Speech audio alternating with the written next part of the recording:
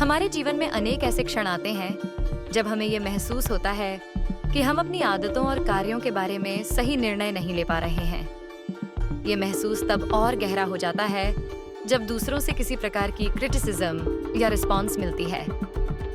हम अपनी आदतों पर विश्वास करते हैं, लेकिन जब हमें ये लगता है कि हमारी आदतों को सही तरीके से नहीं समझा जा रहा, तो मन में एक प्रकार की असमंजस की स्थिति उत्पन्न हो जाती है। उदाहरण के तौर पर, मान लीजिए कि आप सुबह उठकर पहले बिस्तर बनाते हैं।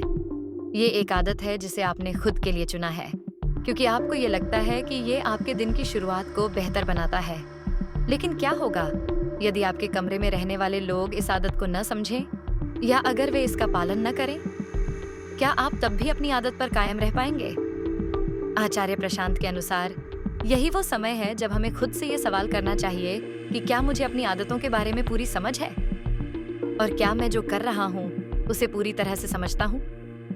क्योंकि अगर हम अपनी आदतों के बारे में पूरी तरह अवगत हैं, तो बाहरी दुनिया की क्रिटिसिज्म हमें प्रभावित नहीं कर सकती। उनका कहना है कि आत्मविश्वास केवल तब संभव है जब हम अपने कार्यों और आदतों से पूरी तरह अवगत होते हैं। जब हम अपने कार्यों के कारण और उनके उद्देश्य को जानते हैं, तो फिर हमें किसी की क्रिटिसिज्म से कोई फर्क नहीं पड़ता। हमारे जीवन में हर कार्य और आदत का एक उद्देश्य होता है।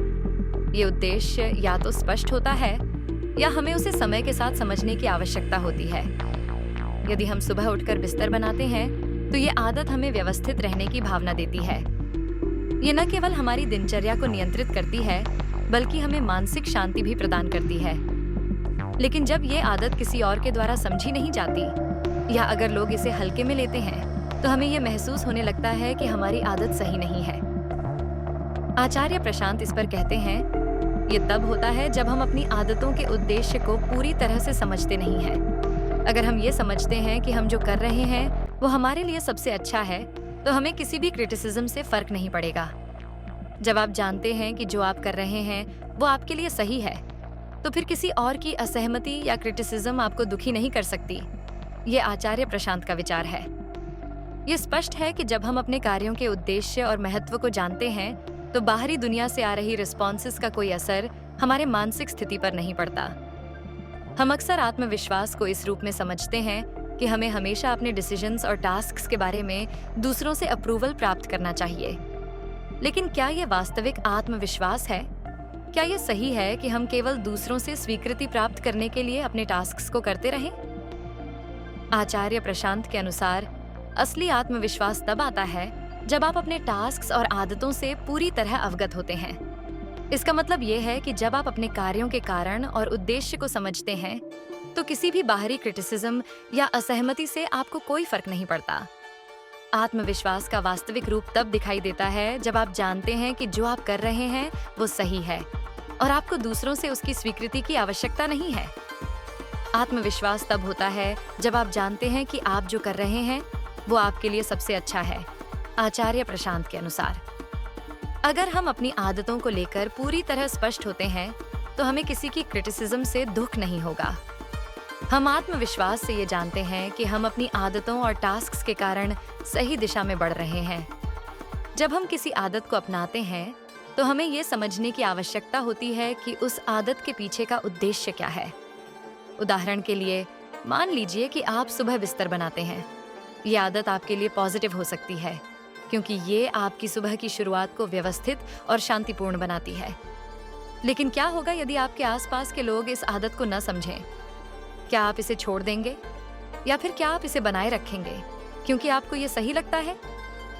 ये तब होता है जब हम अपनी आदतों को और उनके उद्देश्य को पूरी तरह से समझ नहीं पाते। आचार्य प्रशांत के अनुसार, यदि आप समझते हैं कि ये आदत आपके लिए सकारात्मक है, तो किसी भी बाहरी क्रिटिसिज्म या असहमति से आपको कोई फर्क नहीं पड़ेगा। ये आत्मसमझ ही है जो आपको आत्मविश्वास और सेटिस्फैक्शन प्रदान करती है। जब आप खुद को और अपनी आदतों को पूरी तरह से समझते हैं, तो फिर कोई बाहरी क्रिटिसिज्म आपको परेशान नहीं करती। ये आचार्य प्रशांत का कहना है। ये आत्मसमझ हमें अपने जीवन को शांति और संतुलन से जीने की दिशा में मार्गदर्शन करती है। हम अक्सर दूसरों से अपनी तुलना करने की गलती करते हैं। हम ये सोचने लगते हैं कि यदि कोई व्यक्ति मुझसे बेहतर है, तो मैं उससे कुछ सीख सकता हूँ। लेकिन क्या ये सही है कि हम अपनी यात्रा को दूसरों से तुलना करके ही समझें? आचार्य प्रशांत के अनुसार जब आप अपनी तुलना दूसरों से करते हैं तो आप अपने आत्मविश्वास को कमजोर कर रहे होते हैं। यदि हम अपने आत्मविश्वास को दूसरों से तुलना करने पर आधारित रखते हैं तो हम असल में खुद को गलत दिशा में ले जा रहे होते हैं। आचार्य प्रशांत कहते हैं, जब आप खुद को किसी अदर पर्सन से कंपेयर करते हैं तो आप अपनी असली यात्रा को भूल जाते हैं। सही तरीका ये है कि हम अपने लक्ष्य पर ध्यान फोकस्ड करें, न कि दूसरों से कंपैरिजन करने पर।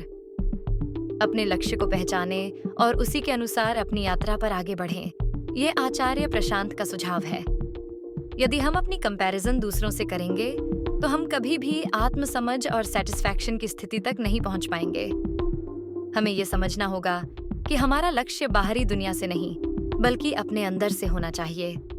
आत्मज्ञान की दिशा में सबसे महत्वपूर्ण कदम है स्वयं को समझना। जब हम खुद को पूरी तरह से समझ लेते हैं तो बाहरी दुनिया से किसी भी प्रकार की क्रिटिसिज्म का कोई असर नहीं पड़ता। जब हम जानते हैं कि हमारे कार्यों के पीछे का उद्देश्य और कारण क्या है तो हम बिना किसी द्वार से बाहर की ऑब्जर्वेशंस को अपनी मानसिक स्थिति पर प्रभाव डालने देंगे। आत्मसमझ और आत्मज्ञान से ही हम अपनी आदतों और कार्यों को सही दिशा में लाने में सक्षम होते हैं। ये आचार्य प्रशांत का पर्सपेक्टिव है।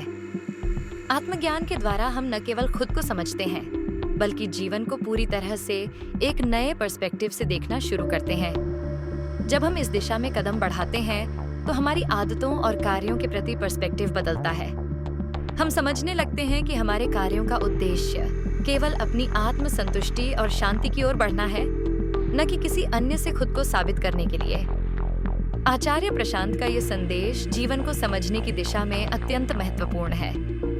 जब हम अपने कार्यों, आदतों और जीवन के उद्देश्य को पूरी तरह से समझने लगते हैं तो हम न केवल आत्मविश्वास और आत्मसमझ से भरे होते हैं बल्कि हम दूसरों से कोई भी अपेक्षा नहीं रखते। जीवन की वास्तविकता यही है कि हम खुद से संतुष्ट और शांति से जीने की प्रक्रिया में होते हैं और यही आत्मज्ञान की यात्रा है। आपका असली लक्ष्य शांति, संतुलन और आत्मसंतुष्टि होना चाहिए, न कि दूसरों से बेहतर होने की चाहत। ये आचार्य प्रशांत का अंतिम संदेश है। जब हम अपने भीतर की शांति और संतुलन को पा लेते हैं तो फिर किसी भी बाहरी कारण से हमारी यात्रा बाधित नहीं होती। हमारा मार्ग स्पष्ट होता है और हम अपने कार्यों और आदतों के उद्देश्य को समझते हुए अपनी दिशा में आगे बढ़ते हैं।